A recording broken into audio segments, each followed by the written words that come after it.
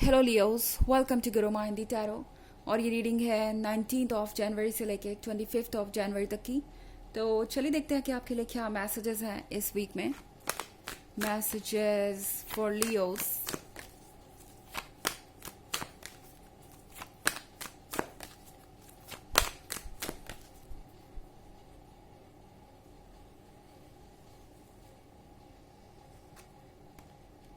Four of pentacles, the chariot, six of cups, two of cups and the hanged man. Okay, तो six of cups के साथ I think आप दोनों बहुत सारी पुरानी यादों को मिस करने वाले हैं। इससे फ़र्क नहीं पड़ता आप साथ में है नहीं है, ये लॉन्ग डिस्टेंस है या आप एक क्लोज रिलेशनशिप में है। चाहे सिचुएशन जो भी हो, चाहे इस वक्त आप जिस भी फेज़ में हो अपने रिलेशनशिप के, आप अपने पुराने वक्त को बहुत मिस करेंगे। ये पर्सन पुरानी यादों को मिस कर रहा है। आई थिंक आप में से ज़्यादातर लोगों के लिए ये एक लॉन्ग टर्म रिलेशनशिप है जिसमें बहुत सारी मेमोरीज हैं। और इस वीक में ये पर्सन चाहेगा कि आप दोनों के बीच में जो भी इश्यूज हैं, प्रॉब्लम्स हैं, उसको आप दोनों भूल जाएं। एंड टू ऑफ कप्स के साथ काफ़ी रोमांटिक इनकी इमेजिनेशन है इस वीक में। ओके, आई थिंक लियो, ये पर्सन कुछ पुराने मोमेंट्स को फिर से जीना चाहेगा। ओके, हो सकता है आउट ऑफ नोवेयर ये कोई पुरानी बात उठा दे, जैसे कि याद है आपको हम यहाँ घूमने गए थे या हमने यहाँ डिनर किया था, कितना अच्छा दिन था वो, हमने कितना एंजॉय किया था।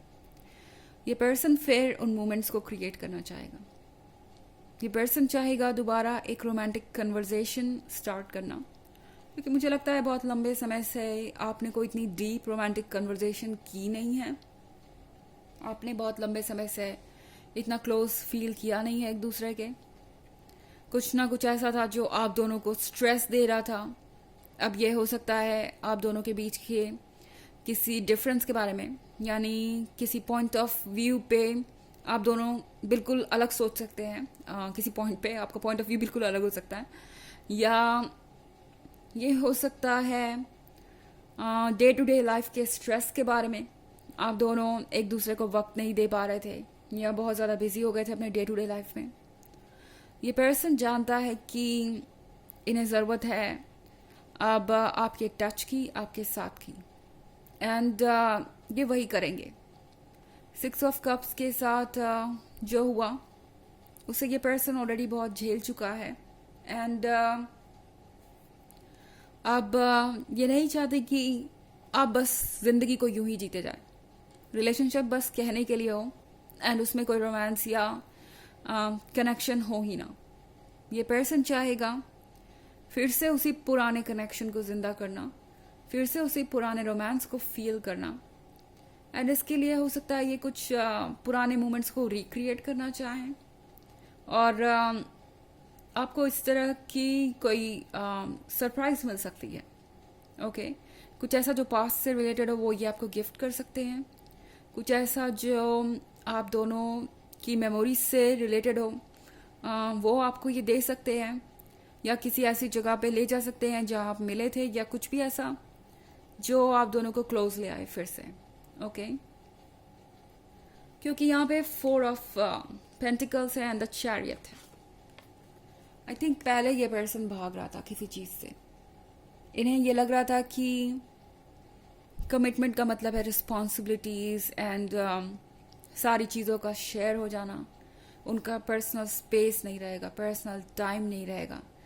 उनके पास जो पेंटिकल होंगे, यानी जो भी फाइनेंसेस होंगे, वो भी पहले से ज़्यादा स्पेंड करने पड़ेंगे, या रिस्पॉन्सिबिलिटी ज़्यादा पड़ेंगी, तो वो हैंडल नहीं कर पाएंगे उन्हें, क्योंकि उनके पास उतने पेंटिकल्स है ही नहीं। खैर, अब ये पर्सन समझ गया है कि इन पेंटिकल्स का, उनके स्पेस का, उनके टाइम का कोई मतलब नहीं है अगर लाइफ में कोई लवर ही नहीं है तो। एंड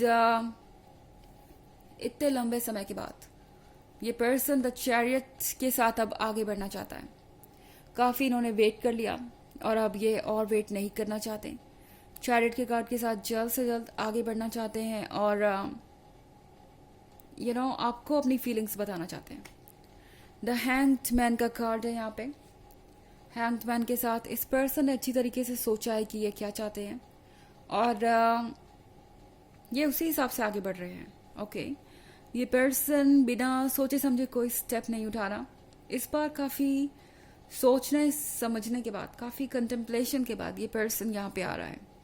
एंड जो भी आपसे कहेगा वो पूरी तरीके से सच होगा, क्योंकि ये पर्सन वाकई इस बार सीरियसली चीज़ों को एनालाइज करके ही आया है।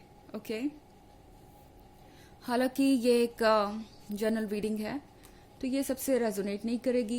एनर्जी रिवर्स हो सकती है अगर आप क्रॉस वॉचर हैं। इसके अलावा अगर आप पिछले वीक की रीडिंग या ईयरली रीडिंग देखना चाहें 2023 की, तो उसके फर्स्ट क्वार्टर, सेकेंड क्वार्टर और थर्ड क्वार्टर का लिंक आपको डिस्क्रिप्शन बॉक्स में मिल जाएगा हमेशा की तरह। चलिए आगे बढ़ते हैं और देखते हैं और क्या मैसेजेस हैं आपके लिए। The sun, Ace of Swords,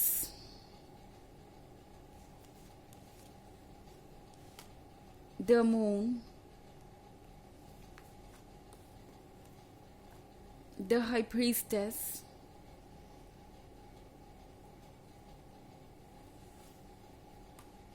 and Ace of Wands. तो Ace of Swords, जैसा कि मैंने कहा कि आप दोनों के बीच में साइलेंस हो सकता है। अब ज़रूरी नहीं कि आप बिल्कुल ही इंटरेक्ट ना कर रहे हो, हालांकि लग तो मुझे ऐसा ही रहा है कि आप बिल्कुल भी इंटरेक्ट नहीं कर रहे हैं। पर अगर आप इंटरेक्ट कर भी रहे हैं तो ये पर्सन पॉइंट पे नहीं आता। ये पर्सन आपसे अपनी फीलिंग्स जाहिर नहीं कर पाता और ये बहुत फ्रस्ट्रेटिंग हो सकता है। हो सकता है कि आप बात भी करते हैं तो दुनिया भर की सारी बातें होती है, पर जो आपको सुनना है वो बात नहीं होती। एंड ये आप में से बहुत सारे लोगों के लिए बहुत फ्रस्ट्रेटिंग भी हो सकता है। द मून के कार्ड के साथ लियोस, अब जो इमोशंस हैं वो सरफेस पे आ रहे हैं। बहुत समय तक इनके माइंड ने इनके इमोशंस को दबा रखा था, पर अब जो इमोशंस है वो प्रैक्टिकल थॉट या लॉजिक से ऊपर आ रहे हैं। एंड ये पर्सन खुद को रोक नहीं सकता। कम से कम अब जो आप दोनों के बीच में डिफरेंसेस हैं वो तो ख़त्म हो ही जाएंगे इस वीक में। एंड इनफैक्ट आप में से ज़्यादातर लोगों के लिए ये काफ़ी रोमांटिक वीक हो सकता है।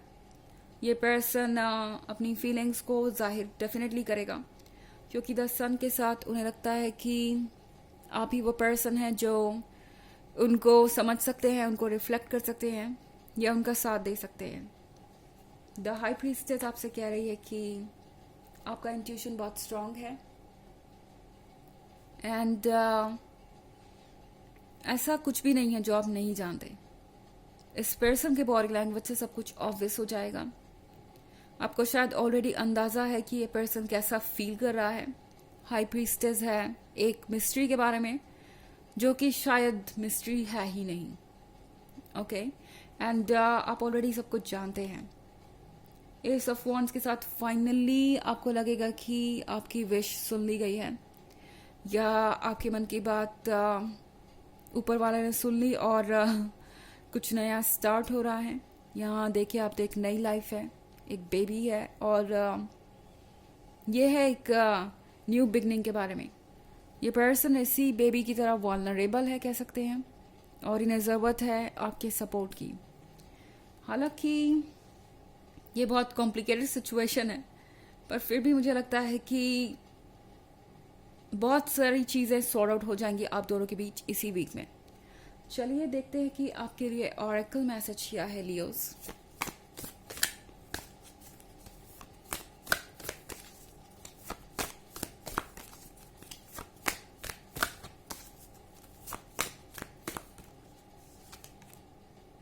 कार्मिक डेथ। कार्मिक डेथ है उन चीज़ों के बारे में जो हमें लर्न करनी पड़ती है, अपने कर्मा जो हमें पे करने पड़ते हैं। तो यहाँ पे आप दोनों के लिए एक लेसन है और इस पर्सन को अपने कर्मास को भी पे करना था, अपनी गलतियों को समझना था, अपने लाइफ को नए तरीके से शेप करना था। और किसी भी शुरुआत से पहले कार्मिक डेट शेड होना ज़रूरी है, कार्मिक डेट से छुटकारा पाना ज़रूरी है, और वही सारी चीज़ें यहाँ पे हो रही हैं। ओके, तो ये है रीडिंग इस वीक की। आई होप आपको अच्छी लगी होगी। Thanks for watching, till next video, bye.